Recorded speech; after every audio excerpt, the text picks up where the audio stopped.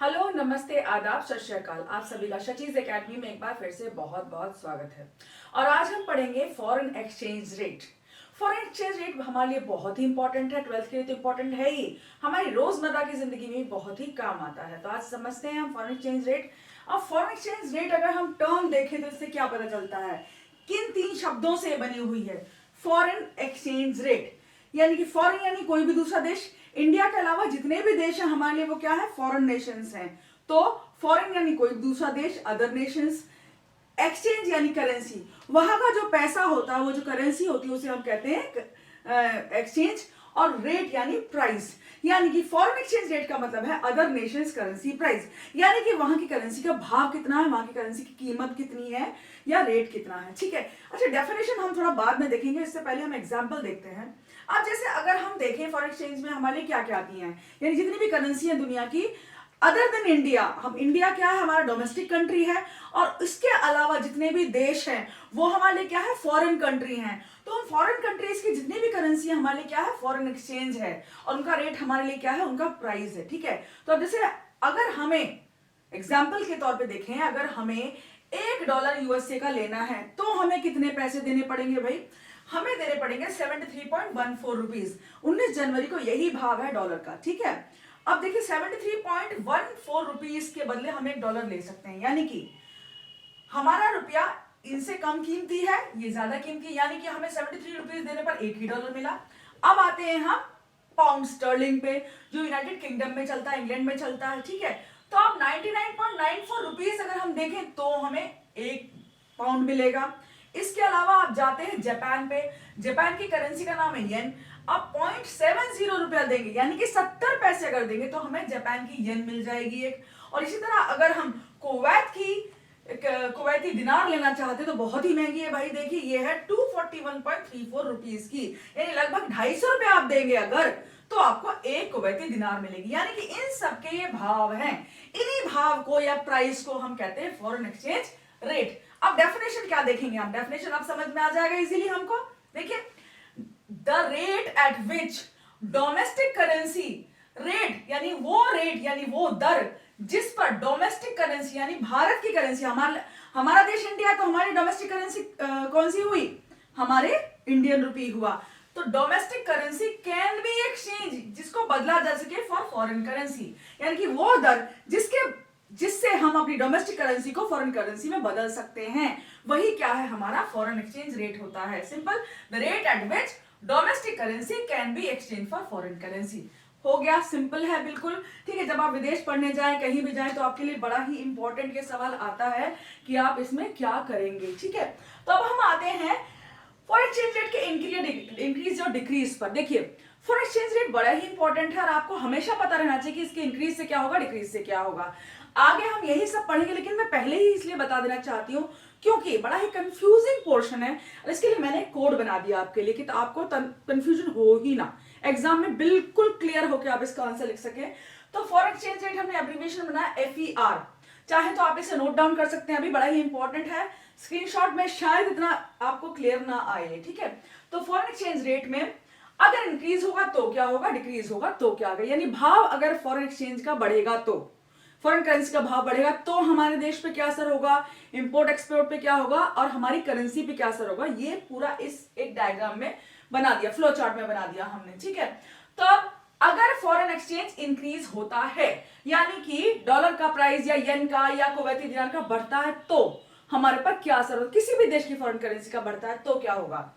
अगर इंक्रीज होता है तो IN और यहाँ पे EX लिखा है, अगर फॉरेन एक्सचेंज का दाम बढ़ता है तो क्या होगा, वहां के जो चीजें हैं, ठीक है, हमारे लिए क्या होंगी, महंगी होंगी, लेकिन हमारी करेंसी क्या हो जाएगी उसके बदले, फॉरेन एक्सचेंज महंगा हो गया तो हमारी चीज तो सस्ती हो गई।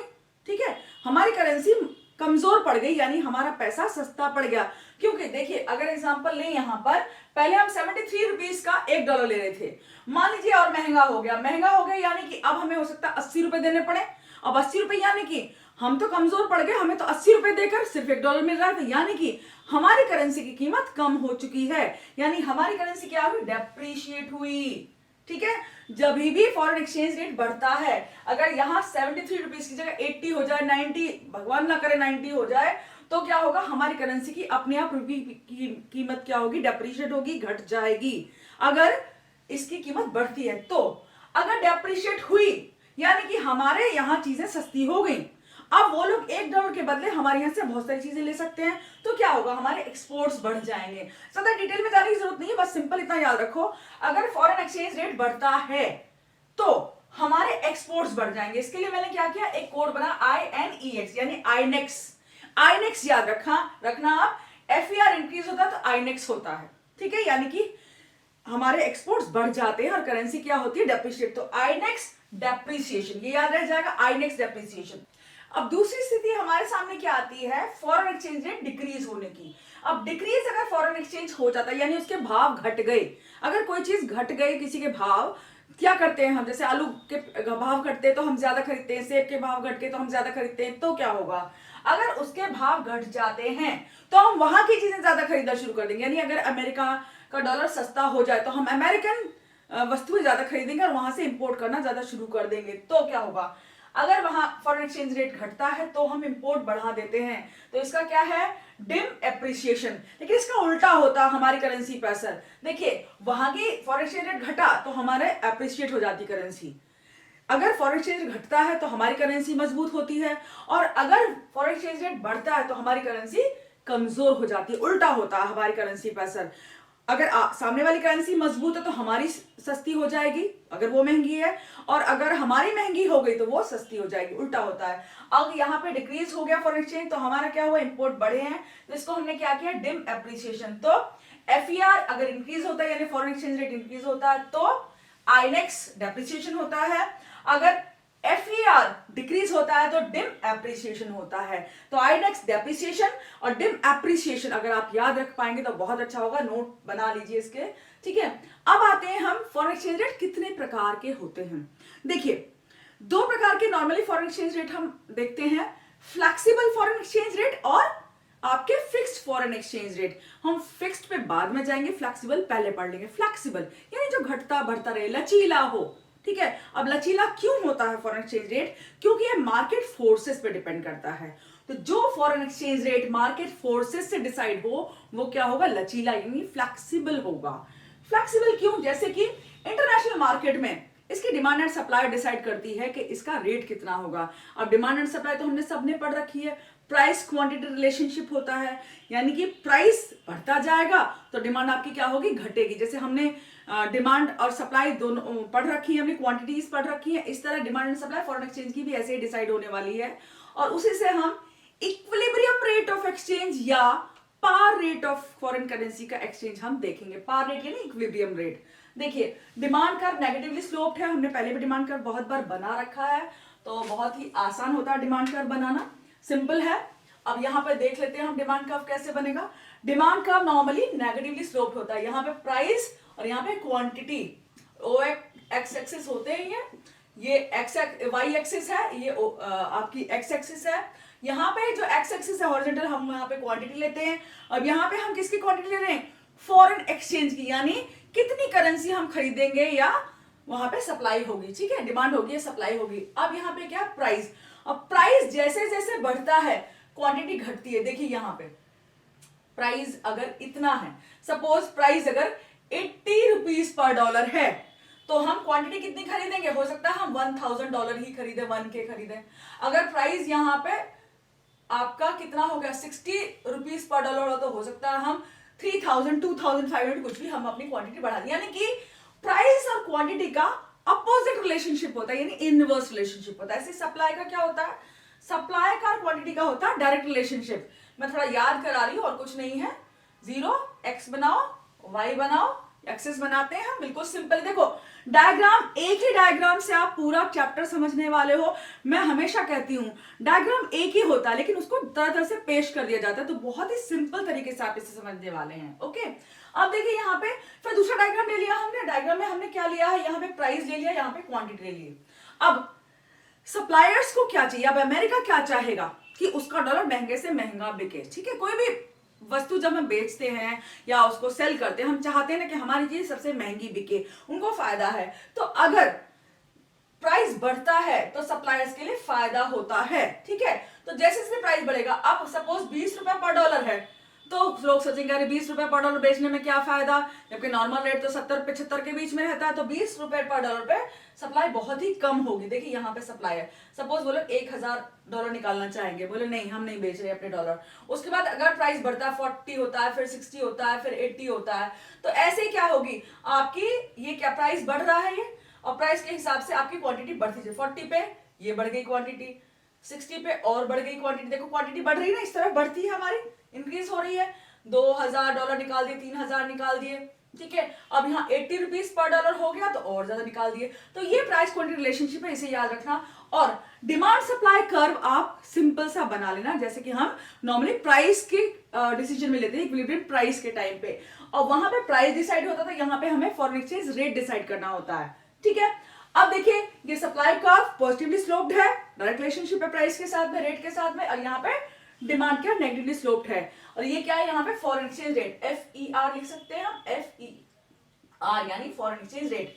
अब यहाँ पे क्या हुआ, जहां पे दोनों कर्व एक दूसरे को काटते हैं, सिंपल याद रखना, 12th में हो, बहुत ज्यादा ऊंची बात नहीं करनी है हमें, बस ये याद रखना जहां दोनों इंटरसेक्ट कर जाएं, काट दें। भाई दो लाइन आपको बनानी है, ऐसी वाली रेखा को आपको क्या करना है, डिमांड कर्व बना देना है, और इसको आपको सप्लाई कर्व बना देना है, बिल्कुल सिंपल है। अब सारे मैंने यही डायग्राम बना रखे हैं, कुछ अलग नहीं है, इनको हम बाद में बताएंगे क्या चीज है ये। अब यहाँ पे क्या दोनों काट रहे हैं, यहाँ पे इक्विलिब्रियम रेट या पार रेट आपका फॉरेन एक्सचेंज रेट डिसाइड हो गया।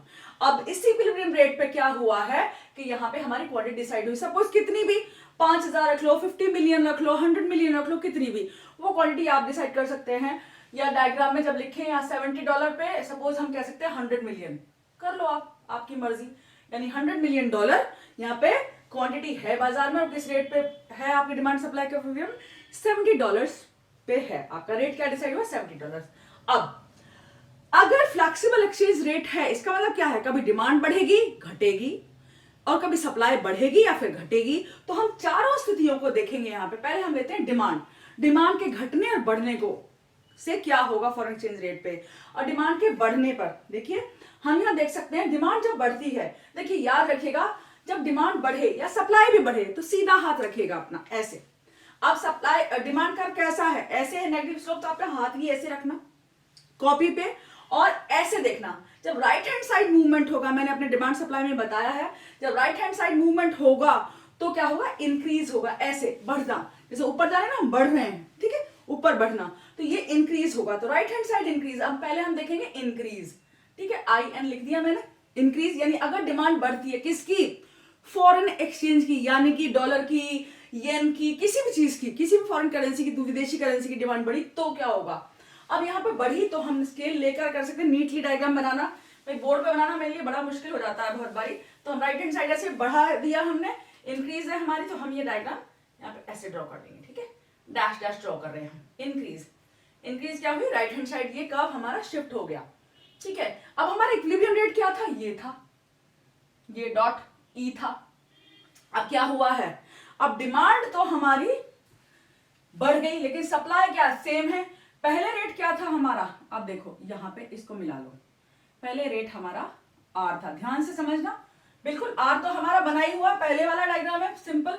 अब डिमांड बढ़ने के बाद क्या हुआ, ठीक है, अब डिमांड जो है यहां से यहां पहुंच गई, और सप्लाई का को कहां काट रही है, यहां काट रही है, ठीक है, सप्लाई का को यहां काट रही है, तो अब रेट क्या होगा, डिमांड बढ़ने की वजह से बढ़ जाएगा, ठीक है। अब कितना हो गया, R1, यानी अगर फॉरेन एक्सचेंज मार्केट में, इंटरनेशनल मार्केट में अगर फॉरेन करेंसी की डिमांड बढ़ती है, डॉलर की बढ़े, येन की बढ़े, किसी की, तो रेट पे क्या असर होगा, FER पे, FER है ये फॉरेन एक्सचेंज रेट, भाई एब्रिविएशन यूज करो, टाइम बचेगा हमारा, ठीक है।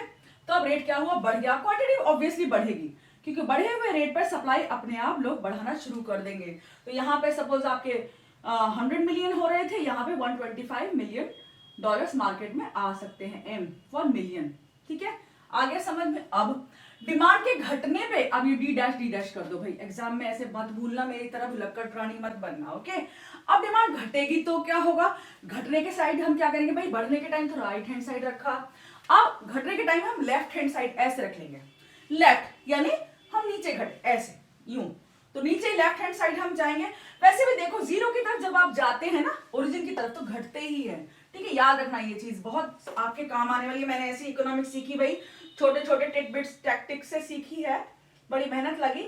अब हम घटा देंगे, अब यहाँ डिक्रीज DEC लिखो, डिक्रीज। अब डिक्रीज में हम क्या करेंगे, डिमांड कर्व को नीचे ले आएंगे। मुझे बड़ा अच्छा लगता है जब मैं इकोनॉमिक्स पढ़ती हूँ या पढ़ाती हूँ, क्योंकि बड़ा ही प्लेफुल लगता है, मजा आता है इसे पढ़ाने में, ठीक है। अब डिक्रीज हो गई है तो D डैश डिक्रीज के लिए ले आए। अब जब डिक्रीज होगी, अब पहले वाला तो हम जीरो यहाँ ले लें R।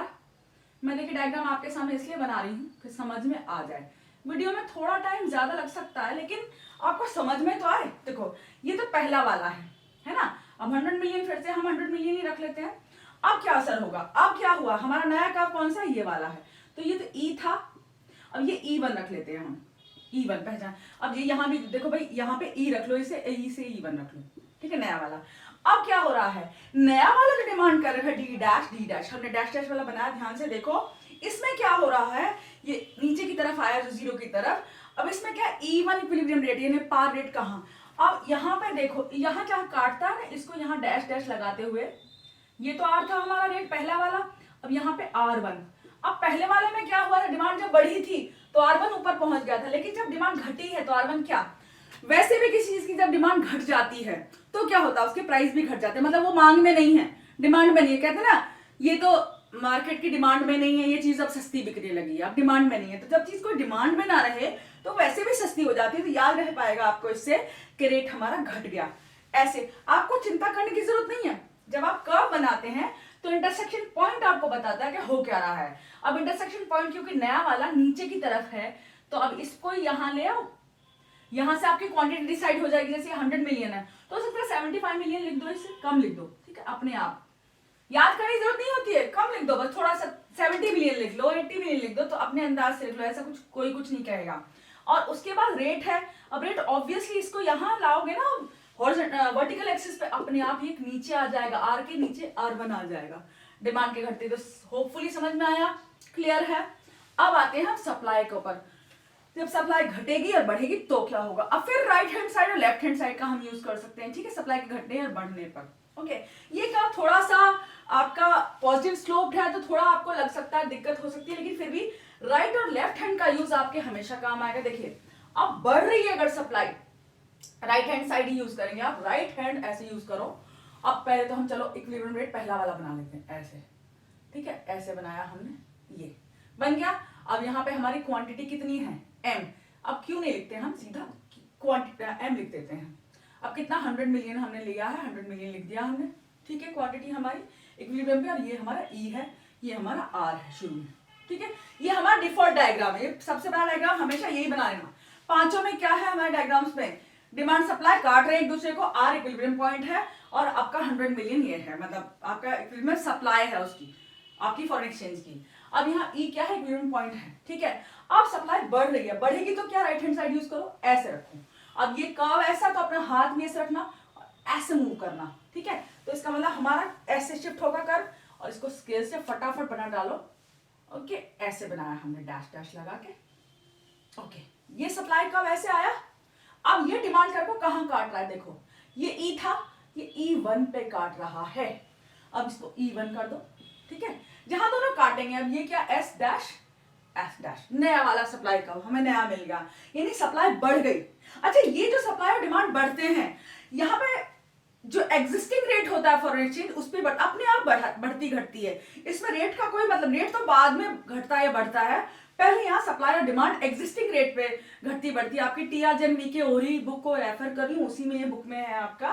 तो ये आपके देखिए यहाँ पे क्या हुआ, जो सप्लाई बढ़ी तो उसकी वजह से रेट पर क्या असर हुआ। अब कुछ नहीं है, यहाँ पे क्वांटिटी नीचे ले आएंगे आप।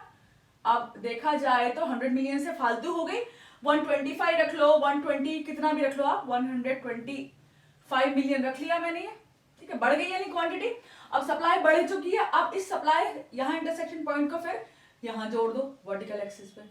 हमेशा वर्टिकल एक्सिस दोनों पे आप परपेंडिकुलर ड्रॉ कर दिया करो, यहां से ले जाओ इस पॉइंट को, यहाँ छुआ दो, दोनों तरफ इसको टच करा दो।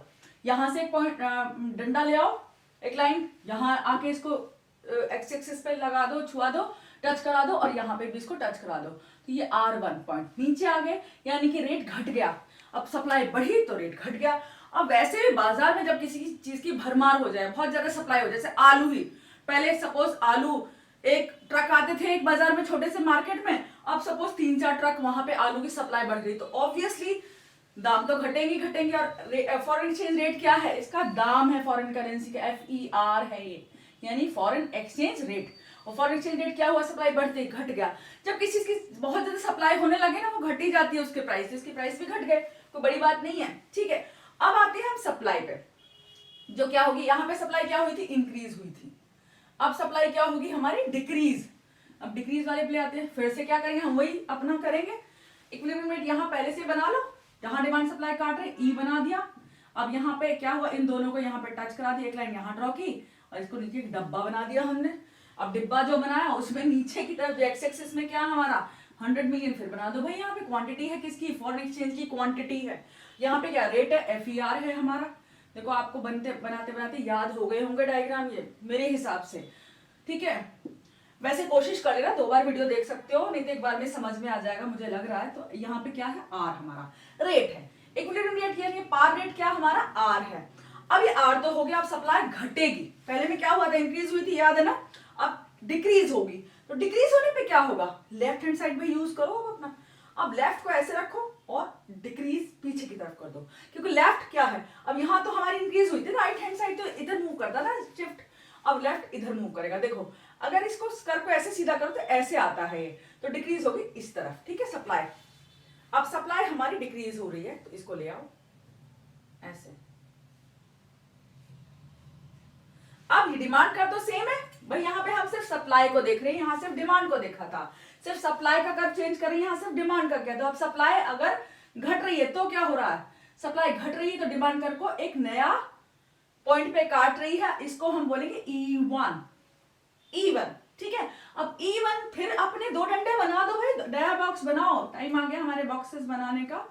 ये हमारा नया बॉक्स बना और ये हमारा ये पूरा हो गया बॉक्स। अब इस बॉक्स में एक नई चीज देखो आप कि ये 100 से पीछे चली गई आपकी क्वांटिटी, और जब 0 की तरफ आती क्वांटिटी तो क्या होती है, घटती है। अब देखो घटी जो क्वांटिटी, तो अब यहाँ पे हम कुछ भी रख लो, 80 रख लो, 75, अब 75 ठीक है, सही लग रहा, 75 मिलियन, भाई हम यहाँ M लिखना भूल गए, मिलियन। अब 75 मिलियन तो क्वांटिटी घट गई, सप्लाई घटी तो क्वांटिटी ऑब्वियसली घटेगी भाई, वैसे भी सप्लाई यानी क्वांटिटी। अब यहाँ पे R क्या हुआ, रेट, R ऊपर चला गया, देखो देखो अपने आप गया ना। देखो आपको डायग्राम्स में कुछ याद करने की जरूरत नहीं होती है, सिर्फ बेसिक याद रखो, कुछ याद करने, डायग्राम अपने आप शो कर देगा वो क्या हो रहा है वहां पे, ठीक है। तो R क्या है, R1 बन गया, यानी कि रेट बढ़ गया आपका। यानी कि जब सप्लाई घटती है किसी चीज की तो क्या होता है, उसका प्राइस बढ़ता है, इस तरह फॉरेन एक्सचेंज रेट भी, उसका रेट भी बढ़ गया। अब जैसे मान लो हम मार्केट में गए, वहां डॉलर कम है, खरीदने वाले बहुत ज्यादा हैं, तो ऑब्वियसली उसका प्राइस बढ़ेगा ही बढ़ेगा। तो सप्लाई जब घटती है तो डिमांड मतलब उसका प्राइस अपने आप बढ़ जाता है। जैसे कि सपोज ट्रक ही नहीं आ रहा है, छोटी सी गाड़ी में आलू आए हैं, सब लोग आलू आलू चिल्ला रहे हैं, भाई आलू चाहिए, तो ऑब्वियसली आलू के दाम बढ़ जाएंगे। जैसे नवरात्रों में होता है, आलू बहुत ज्यादा खपत होती है मार्केट में, तो उसके प्राइसेस अपने आप बढ़ते हैं। तो ये हमारा फ्लेक्सिबल एक्सचेंज रेट इस तरह से होता है।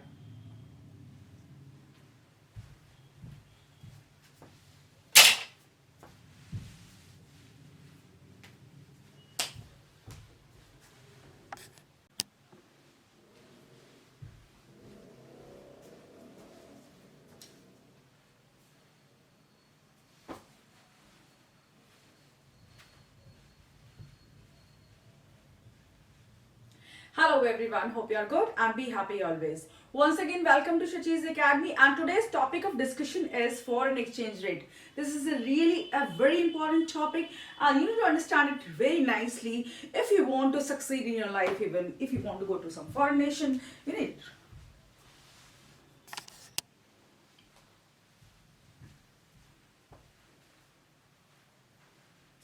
तो आज हमने देखा कि ये फॉरेन एक्सचेंज रेट कैसे, हम फ्लेक्सिबल एक्सचेंज रेट कैसे डिसाइड करते हैं। फॉरेन एक्सचेंज रेट होता ही क्या है, यानी कि ये हमारे जो फॉरेन एक्सचेंज, जितनी भी हमारी फॉरेन करेंसी, उनके दाम होते हैं, उनका भाव होता है, हम अपने रुपीज में कितने में हम उन्हें खरीदते हैं, यानी हमारी करेंसी में उनका कितना दाम है, सिर्फ फॉरेन एक्सचेंज रेट वही होता है डिफरेंट करेंसीज का डिफरेंट रेट होता है। और देखिए हमारे जो फॉरेन एक्सचेंज रिजर्व्स हैं इंडिया के, वो हमेशा किस में रखे जाते हैं, डॉलर्स में एक्सप्रेस किए जाते हैं, ठीक है।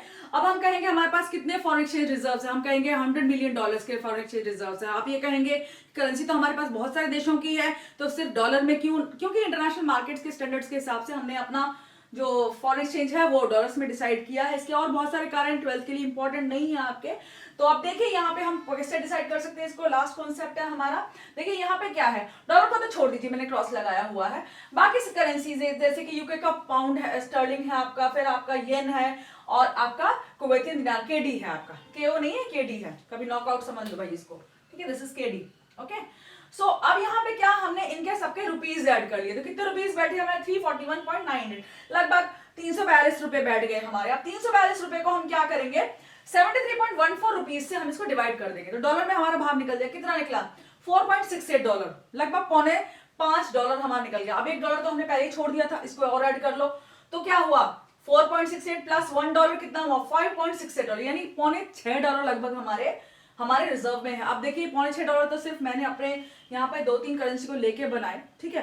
अब अगर हजारों लाखों की तादाद में हमारे पास डिफरेंट करेंसीज हैं, ठीक है, मिलियंस एंड ट्रिलियंस की क्वांटिटी में, तो उन सबको हम एक्सप्रेस किस में करते हैं, डॉलर्स में करते हैं। तो इस हिसाब से हम डॉलर्स में बस डिवाइड कर दो, सबको रुपीज में ऐड कर लो, उनकी वैल्यूज निकाल कर उसको डिवाइड कर लो डॉलर से, तो हमारे डॉलर्स में उसका रेट निकल जाएगा। इस तरह हम फॉरेन एक्सचेंज रिजर्व डिसाइड करते हैं हमें डॉलर्स में।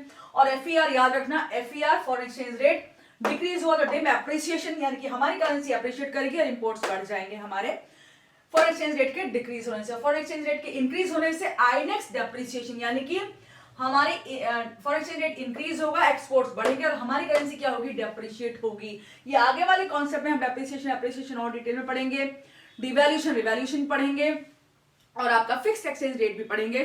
टिल देन आप पढ़ते रहिए, ठंड का मौसम है, बचे रहिए, तैयारी करते रहिए, क्योंकि देखिए एग्जाम तो होने ही हैं, कभी भी हो जाएंगे, लेकिन आपका बेसिक चीज क्या है, नॉलेज है आपकी। आप मस्ती मजाक में पढ़ते रहिए, लाइफ को भी एंजॉय करिए, पढ़ते रहिए, कंसिस्टेंटली पढ़िए, ये नहीं आज पढ़ लिए कल पढ़ लिए, नहीं। अगर चलिए 2 दिन रेस्ट ले लिया, फिर तीसरे दिन अपना एक रूटीन बनाओ, दिन में पढ़ो रात में पढ़ो, इसका कोई क्राइटेरिया नहीं है। जब आपको अच्छा लगे, मूड फ्रेश हो, पढ़ते रहिए आप। और फोन थोड़ा कम यूज कर दीजिए, मतलब ज्यादा चीजें मत देखिए, थोड़ी काम की चीजें देख लीजिए, okay. Till then bye bye, take care, thank you.